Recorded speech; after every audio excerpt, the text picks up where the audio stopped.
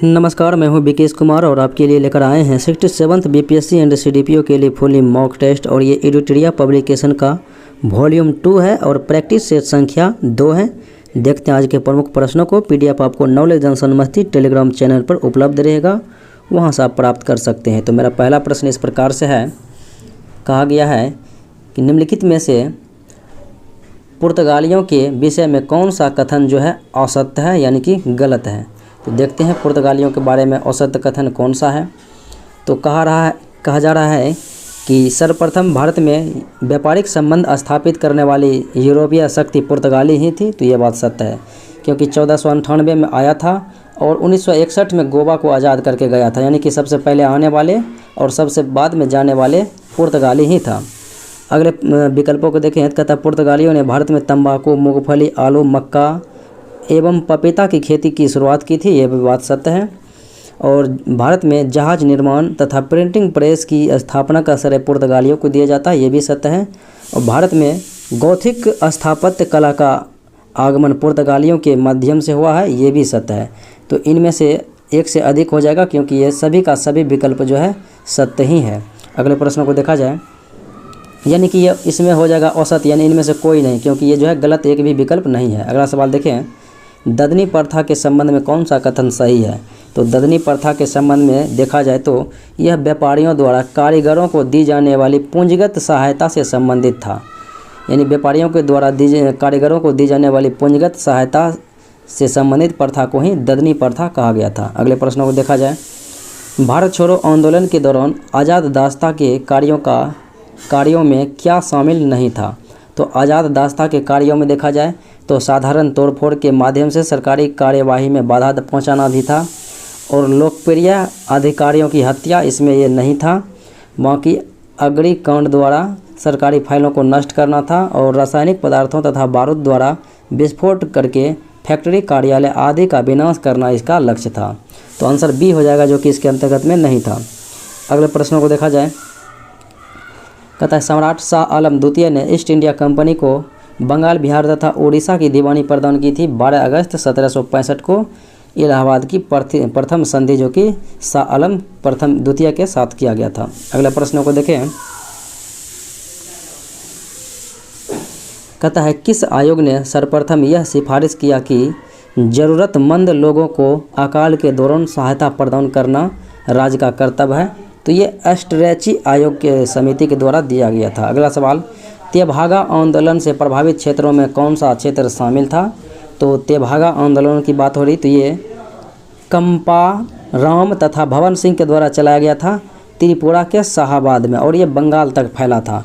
त्रिपुरा और बंगाल यानी कि दोनों क्षेत्र में फैला था। तो आंसर ई हो जाएगा, एक से अधिक। अगले प्रश्नों को देखें, निम्नलिखित में से किसका विरोध स्वामी दयानंद सरस्वती के द्वारा नहीं किया गया।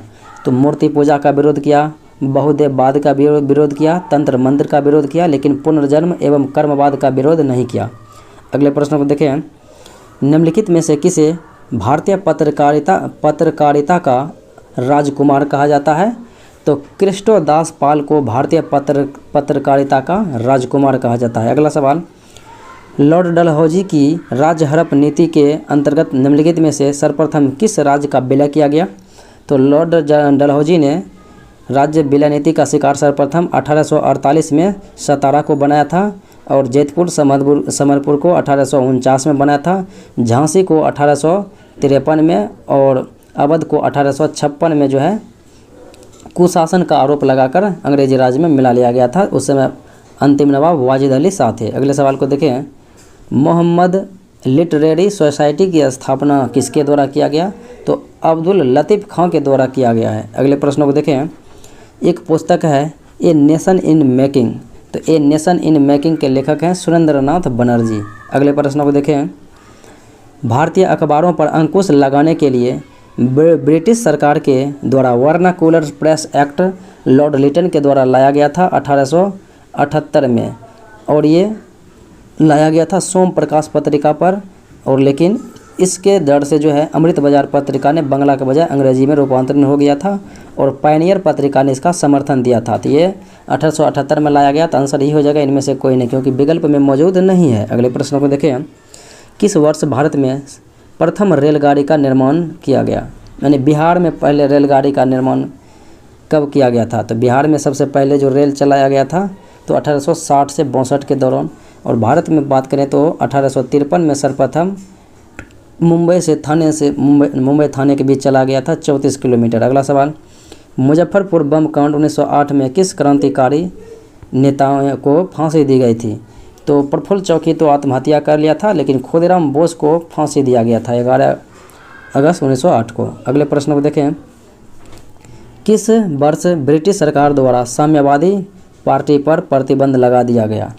तो साम्यवादी पार्टी पर प्रतिबंध लगा दिया गया 1964 में, 1934 में लगा दिया गया है। अगले प्रश्न को देखें, निम्नलिखित में से कौन सा कार्यक्रम असहयोग आंदोलन के रचनात्मक कार्यों में शामिल नहीं था?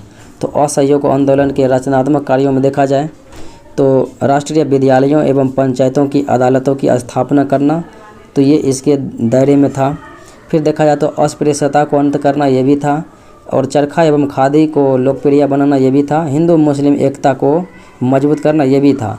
तो कहता है इनमें से कौन नहीं था? तो आंसर हो जाएगा ई, कि इनमें से उपयुक्त में से कोई नहीं, क्योंकि ये सभी के सभी इसके अंतर्गत था ही।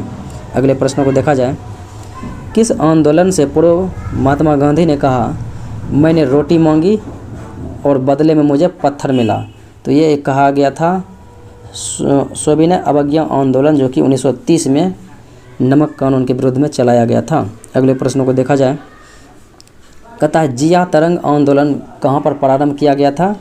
तो ये मणिपुर में प्रारंभ किया गया था। अगले प्रश्नों को देखें, ब्रिटिश सरकार ने भारत में औपनिवेशिक स्वराज की स्थापना करना अपना उद्देश्य घोषित किया गया था कब? तो ये घोषित किया था अगस्त प्रस्ताव, जो कि 8 अगस्त 1940 को लॉर्ड लिनलिथगो के द्वारा ये प्रस्ताव पेश किया गया था। अगले प्रश्नों को देखा जाए, बिहार में व्यक्तिगत सत्याग्रह के दूसरे सत्याग्रही कौन थे? पहले में श्री कृष्ण सिंह और दूसरे सत्याग्रही अनुग्रह नारायण सिंह थे। अगले प्रश्नों को देखा जाए, मुसलमानों में शिक्षा प्रसार के लिए बिहार के किस जिले में 1872 ईस्वी में साइंटिफिक सोसाइटी का गठन किया गया? तो ये मुजफ्फरपुर में किया गया था साइंटिफिक सोसाइटी की स्थापना। अगला सवाल देखें, 1934 में पटना में स्थापित बिहार सोशलिस्ट पार्टी के अध्यक्ष कौन थे? तो ये थे आचार्य नरेंद्र देव और इसके सचिव थे जयप्रकाश नारायण। अन्य सदस्यों में रामवृक्ष बेनीपुरी भी थे। अगले प्रश्नों को देखा जाए, पटना युवक संघ की स्थापना कब हुई थी? तो 1927 में हुई थी। अगला सवाल देखें, क्रांति का अमर संदेश नामक लेख किनके द्वारा लिखा गया? क्रांति का अमर संदेश लेख है और ये शिवपूजन सहाय के द्वारा लिखा गया। अगले प्रश्नों को देखें, विजयनगर का सैन्य विभाग कहलाता था कदाचार।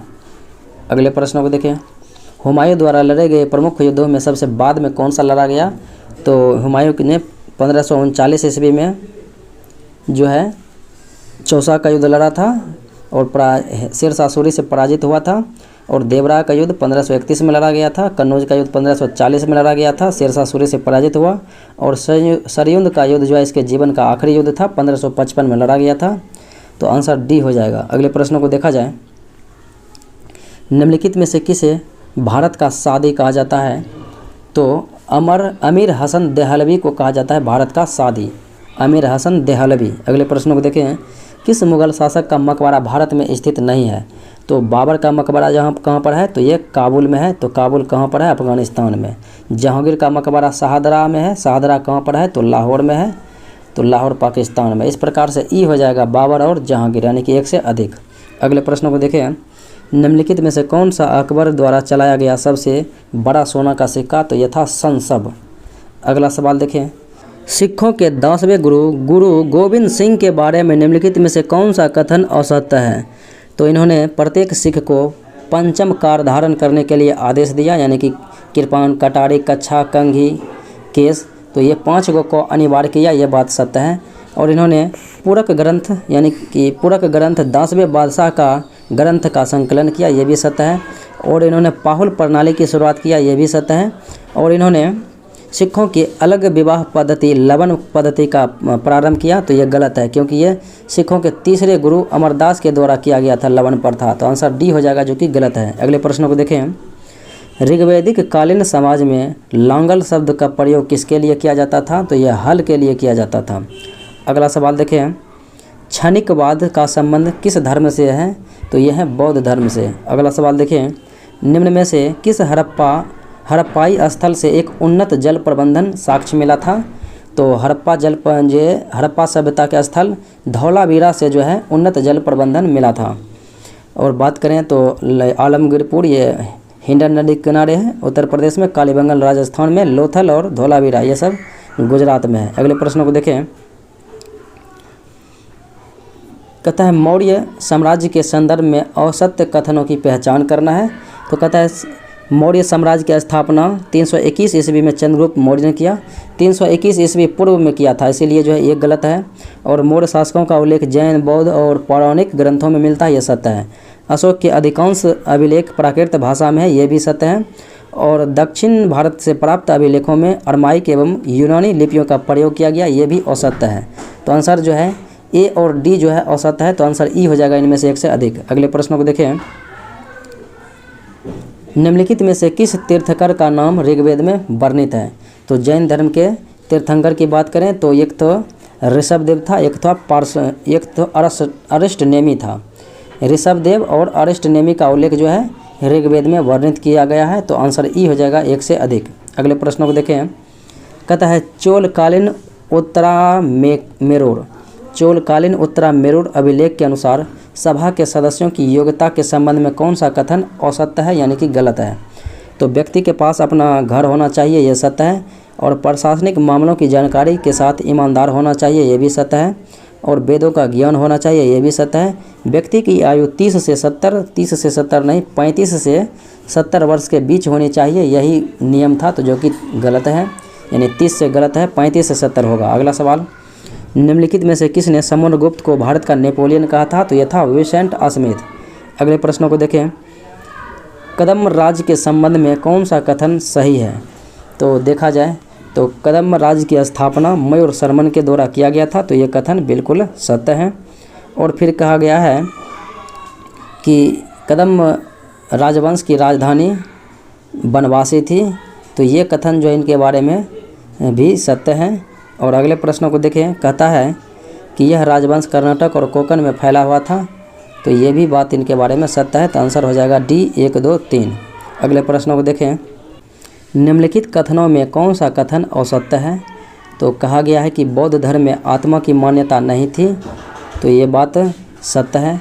कहता है बौद्ध धर्म में पुनर्जन्म की मान्यता थी, ये भी बात सत्य है। और कहा गया है कि बौद्ध धर्म में संघ में प्रस्ताव के पाठ को अनुशासन कहा जाता था, तो यह भी बात इनके बारे में सत्य ही है।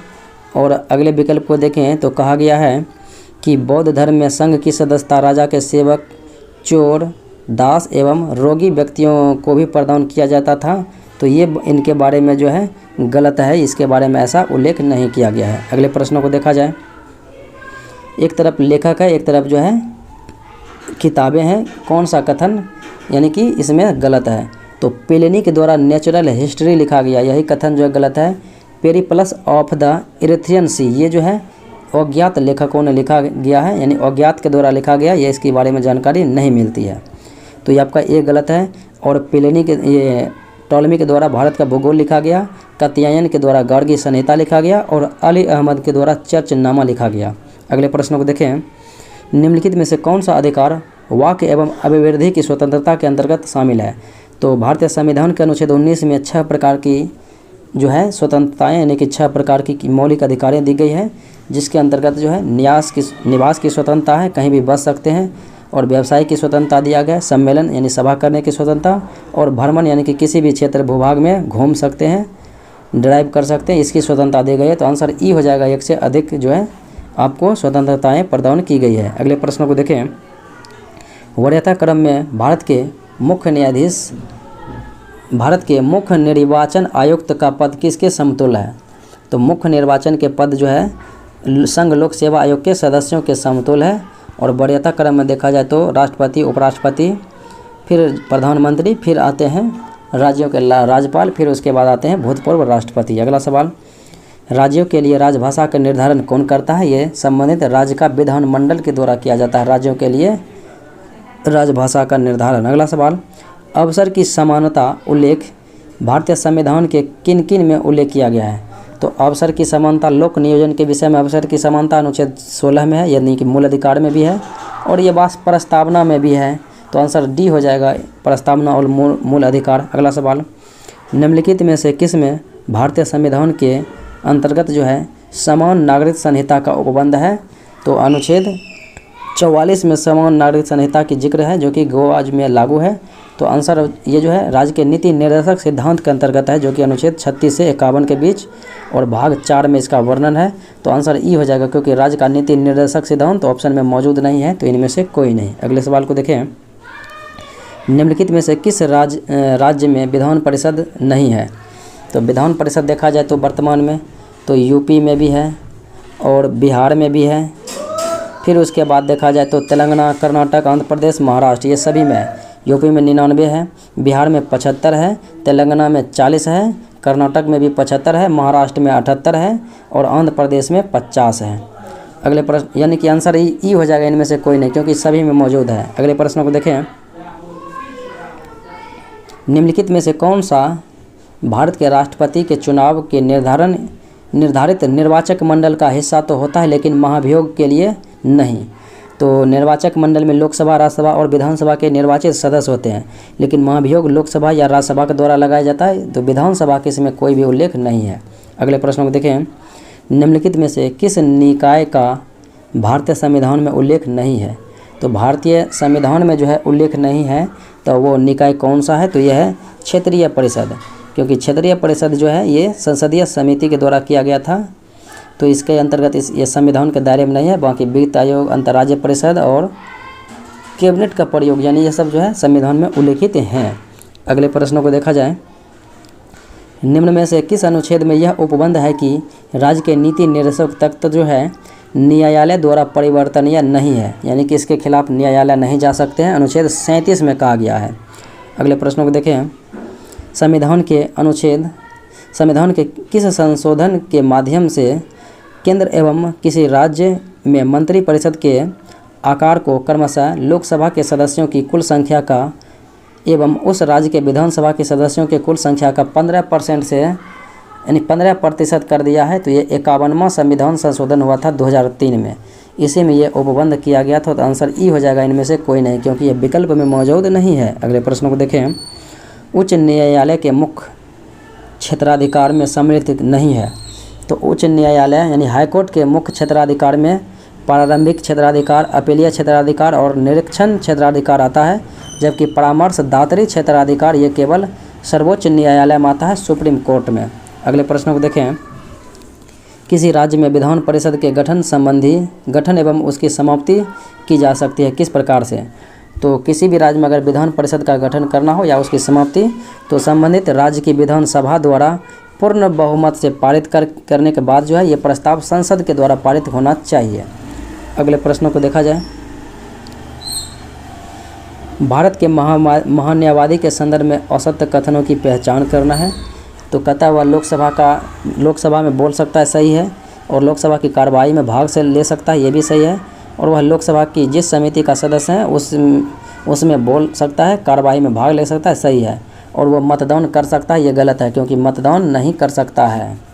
अगले प्रश्नों को देखें, निम्नलिखित में से किसके संबंध में बोहरा समिति गठित किया गया था? तो बोहरा समिति का गठन किया गया था राजनेताओं एवं अपराधियों के बीच संबंधित जांच के लिए। अगले प्रश्नों को देखें, भारत में वित्तीय आपातकाल की घोषणा अब तक कितनी बार हुई है? तो वित्तीय आपातकाल यानी कि अनुच्छेद 360 का प्रयोग अभी तक में एक बार भी नहीं किया गया है। आंसर ई हो जाएगा। लेकिन बात करें राष्ट्रीय आपातकाल, 352 अनुच्छेद का प्रयोग 3 बार हुआ है, 1962, 71 और 75 में। अगले प्रश्नों को देखा जाए, निम्न में से कौन सा मरुस्थल अफ्रीका महादेश में नहीं है?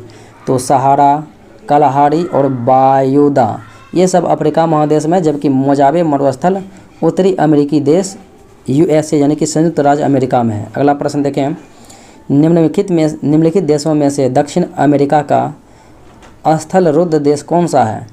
तो स्थलरुद्ध देश जो कि दक्षिण अमेरिका का, तो वह है बोलिविया और पराग्वे है। बोलिविया, पराग्वे, तो आंसर आपका हो जाएगा ई, इनमें से एक से अधिक। अगले प्रश्नों को देखा जाए, एक तरफ जनजातियाँ, एक तरफ उनसे संबंधित देश दिया गया है, यानी कि मैचिंग कराना है। तो एस्किमो ग्रीनलैंड कनाडा यानी कि उत्तरी अमेरिका में, माओरी न्यूजीलैंड में पाया जाता है, माओरी जो है न्यूजीलैंड में, और बुशमैन कालाहारी मरुस्थल अफ्रीका में, और सेमांग मलेशिया में। अगले प्रश्नों को देखें। निम्नलिखित में से कौन सी जल संधि इंग्लिश चैनल और उत्तरी सागर को आपस में जोड़ती है? तो यह है डोवर जल संधि। अगले प्रश्नों को देखें। निम्नलिखित में से कौन सा देश विश्व में सर्वाधिक नारियल का उत्पादन करता है? तो ये नारियल का सर्वाधिक उत्पादन इंडोनेशिया करता है और भारत तीसरे स्थान पर है। अगले प्रश्नों को देखें। निम्नलिखित में से किस जिला में बूढ़ी गंडक नदी की लंबाई सबसे अधिक है? तो बूढ़ी गंडक की सर्वाधिक लंबाई पश्चिमी चंपारण में है। अगले प्रश्नों को देखें। निम्नलिखित में से किस जिला की सीमा रेखा की लंबाई पश्चिम बंगाल से सबसे कम है? तो पश्चिम बंगाल से सटने वाले यानी कि साझा करने वाले 3 जिला हैं बिहार का, कटिहार, किशनगंज और पूर्णिया। तो सबसे कम जो है टच करता है यानी सटा हुआ है पूर्णिया, और सर्वाधिक तो आपको पता है कि किशनगंज है। अगला सवाल। निम्नलिखित में से किस राज्य में सर्वाधिक पायराइट पाया जाता है? तो भारत का लगभग 95% पायराइट जो है बिहार में ही पाया जाता है। FeS2 यानी कि आयरन पायराइट, जिसे झूठा सोना कहते हैं। अगले प्रश्न को देखें। 2011 की जनगणना के अनुसार बिहार में सर्वाधिक लिंगानुपात कितना है? बिहार में सर्वाधिक लिंगानुपात वाला जिला तो यह है गोपालगंज, 1021 है, और सबसे कम है मुंगेर में 876 हैं प्रति 1000 पुरुष पर महिला। अगला सवाल देखें। निम्न में से किस जिले में गंगा नदी की लंबाई सबसे कम है? तो बिहार के 12 जिले से गंगा नदी गुजरती है, और बात करें तो सबसे कम लंबाई वाला जिला तो यह है समस्तीपुर। सबसे बड़ा अगर रहेगा लंबाई तो हो जाएगा पटना। और बात करें गंगा नदी के यानी सबसे लंबी शहर कौन सा, यानी सबसे बड़ा शहर गंगा नदी किनारे, तो वो होगा कानपुर। अगले प्रश्न को देखें। भारत वन स्थिति रिपोर्ट 2021 के अनुसार, तो वन स्थिति रिपोर्ट 2021 के अनुसार कहता है वर्ष 2019 की तुलना में वन आवरण में वृद्धि हुई है कितना? तो वन आवरण में जो वृद्धि हुई है यह है 1540 वर्ग किलोमीटर। अगले प्रश्नों को देखें। निम्नलिखित में से कौन सा क्षेत्र जो है भारत के उच्च तीव्रता वाले भूकंपीय क्षेत्र जोन 5 में सम्मिलित है? तो उच्च भूकंपीय क्षेत्र वाले जोन में शामिल है उत्तरी पूर्वी भारत, उत्तराखंड, जम्मू कश्मीर और कचकारण। आंसर हो जाएगा ई, इनमें से एक से अधिक। अगले प्रश्नों को देखें। कहता है पालकोंडा पर्वत निम्न में से किस राज्य में अवस्थित है? तो पालकोंडा पर्वत ये अवस्थित है आंध्र प्रदेश में। अगले प्रश्न को देखें। कहता है कोलडैम परियोजना यानी कि कोलडैम परियोजना तो यह है सतलज नदी पर। अगले प्रश्नों को देखा जाए। भारत का सबसे लंबा राष्ट्रीय जलमार्ग नेशनल वाटरवे सबसे लंबा है राष्ट्रीय जलमार्ग 1, जो कि इलाहाबाद से हल्दिया के बीच है 1620 किलोमीटर, और यह गंगा नदी पर है। और बात करें राष्ट्रीय जलमार्ग 2 तो सादिया से धोबरी पट्टी हो गया, और राष्ट्रीय जलमार्ग 3 तो हो जाएगा कोल्लम से कोट्टापुरम, और NH जो है यानी कि राष्ट्रीय जलमार्ग 4 हो जाएगा काकीनाडा से मरकानम के बीच, और 5वां हो जाएगा तलचर से धामरा के बीच। अगले प्रश्नों को देखा जाए। शून्य रेखा कहलाती है, तो शून्य रेखा कहलाती है त्रिपुरा और बांग्लादेश के बीच जो रेखा है उसे शून्य रेखा कहा गया है। अगले प्रश्नों को देखें। निम्न में से किस राज्य या राज्यों से होकर भारतीय मानक समय नहीं गुजरता है? तो भारतीय मानक समय इलाहाबाद के पास को माना गया है, नैनी के पास, और ये 82.5 डिग्री पूर्वी देशांतर है, और ये भारत के 5 राज्यों से गुजरती है, जैसे कि उत्तर प्रदेश, मध्य प्रदेश, आंध्र प्रदेश, छत्तीसगढ़ और ओडिशा, और ये झारखंड से नहीं गुजरती है। अगले प्रश्नों को देखें। कहता है गरजता 40, प्रचंड 50 और चीखता 60 तो ये पछुआ पवन को कहा गया है। अगले प्रश्नों को देखा जाए। अंडमान निकोबार द्वीप समूह की सबसे उच्चतम चोटी कौन सी है? तो यह है स्टैंडल पीक। स्टैंडल पीक है उच्चतम चोटी जो कि अंडमान निकोबार की, तो ये उत्तरी अंडमान में है। अगले प्रश्नों को देखा जाए। अंजुना द्वीप कहाँ पर स्थित है? तो अंजुना द्वीप जो है ये गोवा के तट पर है। अगले प्रश्नों को देखें। कहता है अल्प विकसित अर्थव्यवस्था की विशेषता निम्न में से कौन सी है? तो अल्प विकसित अर्थव्यवस्था की विशेषता देखें तो ये हो जाएगा कि प्रति व्यक्ति निम्न आय और प्राथमिक क्षेत्र में अधिक कार्य बल रहते हैं, तो 1 और 4 हो जाएगा, यानी कि विकल्प नंबर सी हो जाएगा। अगले प्रश्न को देखा जाए। भारतीय जनजातीय सहकारिता विपणन विकास परिसंघ ट्राइफेड का गठन किया गया था 1987 में। अगले प्रश्नों को देखें। भारत के औद्योगिक उत्पादन सूचकांक निम्न में से कौन सी गतिविधि शामिल नहीं है? तो भारत के औद्योगिक उत्पादन सूचकांक में विद्युत विनिर्माण खनन होता है, जबकि निर्माण क्षेत्र शामिल नहीं होता है। अगले प्रश्न को देखें। भारतीय मुद्रा के प्रतीक चिन्ह रुपया को कब अपनाया गया? तो ये 2010 में अपनाया गया है रुपया के चिन्ह को, और ये डॉक्टर उदय कुमार के द्वारा दिया गया। अगले सवाल को देखें। कहता है बजट एक लेखपत्र होता है किसका? तो बजट एक लेखपत्र होता है सरकार की राजकोषीय नीति का। अगले प्रश्न को देखें। भारतीय औद्योगिक वित्त निगम IFCI द्वारा ऋण उपलब्ध करवाता है कौन सा, किस प्रकार का? तो IFCI के द्वारा निजी क्षेत्र के उद्यमों को और सरकारी क्षेत्र के उद्यमों को, यानी कि दोनों को ऋण उपलब्ध कराता है। तो आंसर ई हो जाएगा 1 से अधिक। अगले प्रश्न को देखें। नवीनतम आंकड़ों के अनुसार विश्व की कितना प्रतिशत जनसंख्या नगरों में निवास करती है? तो विश्व के 55.3% जनसंख्या नगरों में निवास करती है। अगला सवाल है चालू खाता घाटा CAD क्या होता है? तो CAD क्या होता है? तो ये हो जाएगा कि देश में कुल निर्यात से कुल आयात अधिक होने के कारण जो है चालू खाता होता है। तो चालू खाता घाटा कहा जाता है देश के कुल निर्यात से कुल आयात अधिक होने के कारण। अगले प्रश्न को देखें। बिहार का वित्तीय वर्ष 2022-23 में स्थापना एवं प्रतिबद्ध व्यय का बजट का अनुमान कितना है? तो वित्तीय वर्ष कहा गया है बिहार के बारे में 2022-23 में प्रतिबद्ध व्यय का बजट अनुमान कितना है? तो ये हो जाएगा 1,37,407.94 करोड़ रुपया। आंसर हो जाएगा ए। अगले प्रश्न को देखें। कौन सा देश अप्रैल-नवंबर 2021 में भारत के लिए शीर्ष आयात स्रोत रहा था? तो यह देश था चाइना। अगले प्रश्न को देखें। केंद्रीय सरकार द्वारा राज्य तथा स्थानीय निकायों को पूंजीगत परिसंपत्ति के विकास के लिए दिया गया अनुदान केंद्रीय बजट में किसके अंतर्गत वर्गीकृत किया जाता है? तो यह वर्गीकृत किया जाता है राजस्व व्यय के अंतर्गत में। अगले प्रश्न को देखें। कहता है किस रंग के प्रकाश का प्रकीर्णन सबसे अधिक होता है? तो सबसे अधिक होगा बैंगनी रंग के, और तरंगदैर्घ्य सबसे अधिक होगा लाल का। अगला प्रश्न देखें। कहता है दाब बढ़ाने पर क्वथनांक क्या होता है? अगर किसी भी द्रव का दाब बढ़ाएंगे तो क्वथनांक बढ़ जाएगा और गलनांक घट जाएगा। अगले प्रश्न को देखें।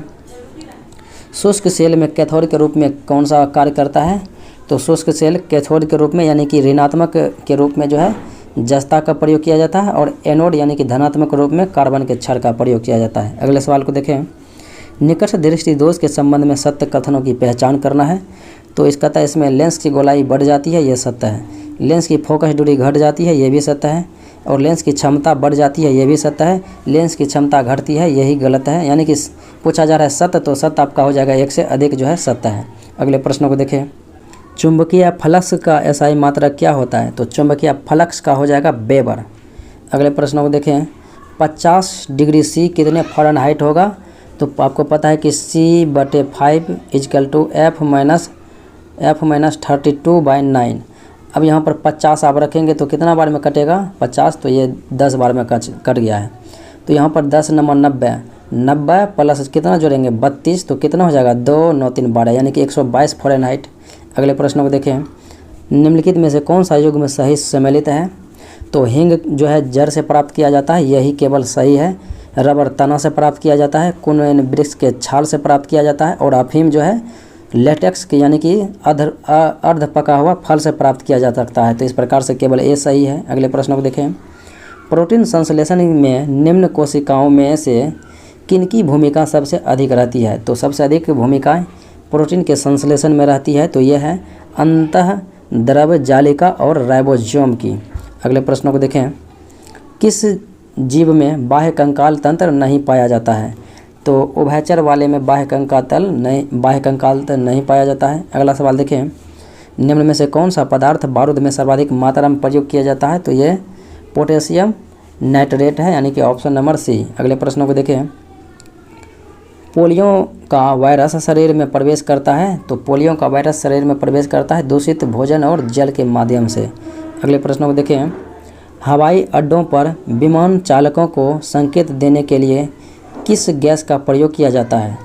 तो हवाई अड्डा पर जो है विमान चालकों को संकेत देने के लिए प्रयोग किया जाने वाला गैस नियोन होता है। अगले प्रश्न को देखें, किस रासायनिक पदार्थ का नाम ऑयल ऑफ विट्रोल कहा जाता है? तो सल्फ्यूरिक अम्ल को अम्लों का राजा कहा जाता है, ऑयल ऑफ विट्रोल कहा जाता है। अगले प्रश्न को देखें, फिटकरी में हाइड्रोजन के कितने परमाणु पाए जाते हैं? तो हाइड्रोजन के यानी 24 H2O होता है, यानी कि 48 पाया जाता है। अगले प्रश्न को देखें, वनस्पतियों को पराबैंगनी किरणों के दुष्प्रभाव से बचाने वाला वर्णक कौन सा है? तो यह है फाइकोसाइनिन। अगले प्रश्न को देखें, DNA निम्न में से किस में पाया जाता है? तो DNA केंद्रक में भी पाया जाता है, हरित लवक में भी पाया जाता है और माइटोकॉन्ड्रिया में भी पाया जाता है। तो आंसर ई हो जाएगा 1 से अधिक। अगले प्रश्न को देखें, निम्न में से किस शैवाल का प्रयोग आयोडीन बनाने में किया जाता है? तो आयोडीन बनाने में फ्यूकस एक्लोनिया का प्रयोग किया जाता है, जबकि नॉन स्टॉक एनाबिना का प्रयोग खाद के रूप में और पोरीफेरा अल्वा सार्गासन का प्रयोग किया जाता है भोजन के रूप में। अगले प्रश्न को देखें, निम्न में से किसे वनस्पति जगत का एम्फीबिया वर्ग कहा जाता है? तो ब्रायोफाइटा को कहा जाता है। अगले प्रश्न को देखें, किस हार्मोन को फूल खिलाने वाले हार्मोन कहता है? तो ये फ्लोरिजेंस को कहता है, जबकि एथिलीन जो है द्रव अवस्था में पाया जाता है और ट्राउमेटिन घाव भरने वाला हार्मोन है, जख्म भरता है। अगले सवाल को देखें, BMD तो बोन मिनरल जो है किस में प्रयोग किया जाता है? तो ये जो है ऑस्टियोपोरोसिस में प्रयोग किया जाता है। ये परीक्षण BMD परीक्षण जो है ऑस्टियोपोरोसिस में प्रयोग किया जाता है। अगला सवाल है, केचुए में कितने जोड़ी हृदय? तो केचुए में 4 जोड़ी हृदय पाया जाता है। अगला सवाल देखें, जो लोग 4000 मीटर के अधिक ऊंचाई पर रहते हैं तो उनके RBC की मात्रा जो है बढ़ा हुआ प्रतीत होता है। अगले प्रश्नों को देखें, रक्त बिंबाणु का जीवन काल होता है? तो रक्त बिंबाणु यानी कि प्लेटलेट्स का होता है 3 से 5 दिन और 1 से 4 या 2 से 4 दिन रहता है, तो वो रहता है WBC का, और RBC का 20 से 120 दिन। अगला सवाल, अग्नाशय की गामा कोशिका से कौन सा हार्मोन स्रावित होता है? तो अल्फा कोशिका से ग्लूकोन, बीटा कोशिका से इंसुलिन और गामा कोशिका से सोमेटोस्टेटिन। अगले प्रश्न को देखें, हाल ही में किस राज्य के प्रसिद्ध सफ़ेद प्याज और वाडा कोलम चावल को GI टैग दिया गया? तो ये है महाराष्ट्र के। अगले प्रश्न को देखें, टाइम्स हायर एजुकेशन द्वारा जारी वर्ल्ड यूनिवर्सिटी रैंकिंग 2022 जारी हुआ था, तो इसमें प्रथम स्थान जो है प्राप्त हुआ था ऑक्सफोर्ड यूनिवर्सिटी को, द्वितीय स्थान कैलिफोर्निया इंस्टीट्यूट ऑफ टेक्नोलॉजी को और तृतीय स्थान हार्वर्ड इंस्टीट्यूट को प्राप्त हुआ था। तो आपका आंसर ए हो जाएगा, जो कि पहले स्थान पर है। अगला सवाल देखें, निम्नलिखित में से कौन कोविड-19 के खिलाफ भारत का पहला स्वदेशी रूप से विकसित RBD प्रोटीन उप इकाई है? तो RBD प्रोटीन उप इकाई वैक्सीन है, तो यह है कॉर्बेवैक्स। भारत निर्वाचन आयोग ने सभी मतदान केंद्रों की डिजिटल मैपिंग के लिए कौन सा ऐप लॉन्च किया? तो ये गरुड़ नामक जो है ऐप लॉन्च किया है सभी मतदान केंद्रों को डिजिटल करने के लिए। अगले सवाल को देखें, कहता है केंद्रीय बजट 2022-23 के अनुसार वर्ष 2022-23 में राजस्व घाटा अनुमानित है, तो सकल घरेलू उत्पाद का 3.8% अनुमानित है। अगले प्रश्न को देखें, कहता है दिव्यांग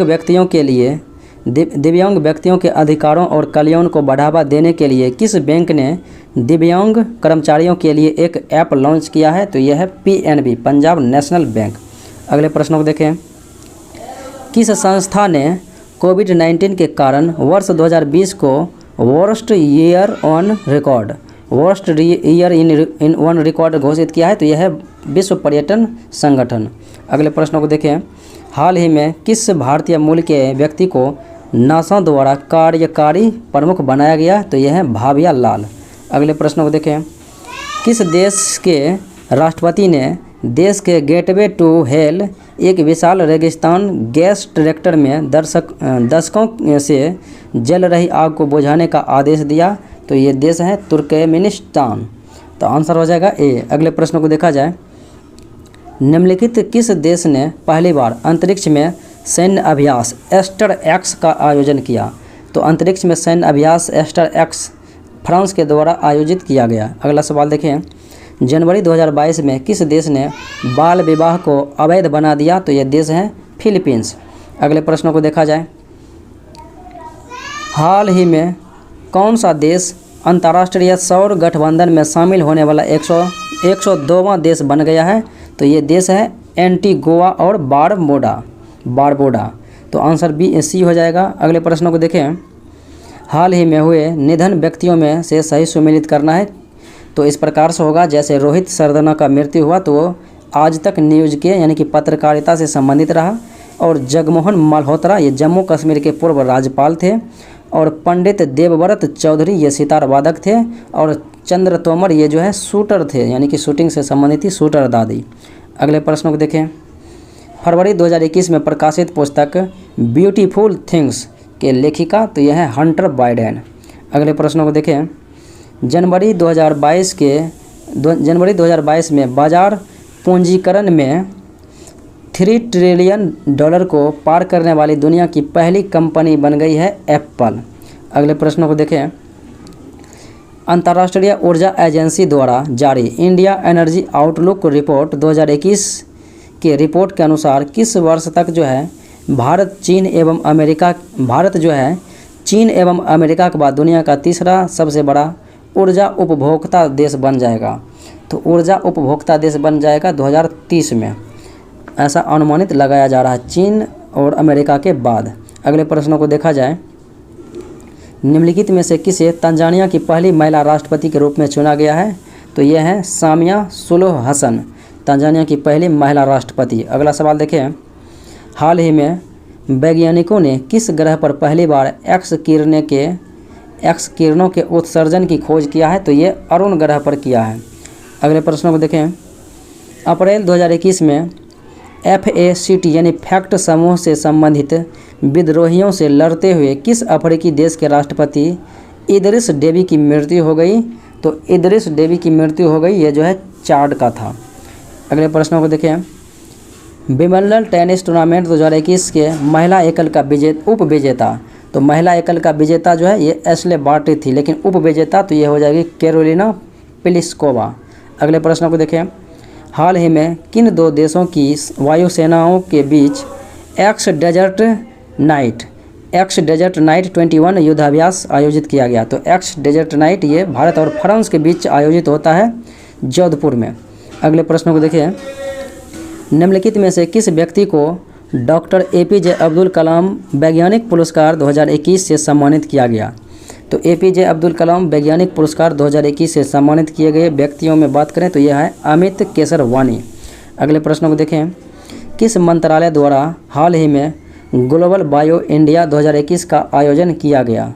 तो ग्लोबल बायो इंडिया 2021 का आयोजन किया गया है विज्ञान एवं प्रौद्योगिकी मंत्रालय के द्वारा। अगले प्रश्नों को देखा जाए, बजट में घोषित प्रधानमंत्री आत्मनिर्भर स्वास्थ्य भारत योजना, तो प्रधानमंत्री आत्मनिर्भर स्वास्थ्य भारत योजना के अंतर्गत आवंटित राशि है 64,180 करोड़। अगले प्रश्नों को देखें, जुलाई 2021 में आयोजित कोपा अमेरिका कप 2021 का खिताब, तो कोपा अमेरिका 2021 फुटबॉल से संबंधित कप है और ये अर्जेंटीना ने ब्राज़ील को पराजित करके जीत लिया था। अगले प्रश्नों को देखें, भारत का पहला विरासत संस्थान किस शहर में स्थापित करने की घोषणा की गई है? तो ये नोएडा में स्थापित करने की घोषणा की गई है, भारत का पहला विरासत संस्थान। अगला सवाल, बिहार में वर्तमान में कितनी लघु जल विद्युत परियोजनाएँ हैं? तो बिहार में वर्तमान में 13 जो है लघु जल विद्युत परियोजनाएँ हैं। अगले सवाल को देखें, बिहार आर्थिक सर्वेक्षण 2021-22 के अनुसार वर्ष 2021-22 में राज्य में 2011-12 के अस्थिर मूल्य पर प्रति व्यक्ति सकल राज्य घरेलू उत्पाद कितना रुपया था? तो ये जो है 34,314 करोड़ रुपया था। अगले प्रश्न को देखें, वित्तीय वर्ष 2022-23 में बिहार राज्य का कुल राजस्व व्यय कितना अनुमानित है? तो बिहार राज्य का कुल राजस्व व्यय वित्तीय वर्ष 2022-23 के लिए अनुमानित है 1,91,956.67 करोड़ रुपया। अगले प्रश्नों को देखें, Dada Saheb Phalke international film festival award 2021 में किसे सर्वश्रेष्ठ अभिनेता का पुरस्कार दिया गया? तो अभिनेता सर्वश्रेष्ठ की बात करें तो यह था अक्षय कुमार, और अभिनेत्री में बात करें तो यह था दीपिका पादुकोण। तो ये था आज का मुख्य विश्लेषण। मिलते हैं अगले वीडियो में। जय हिंद।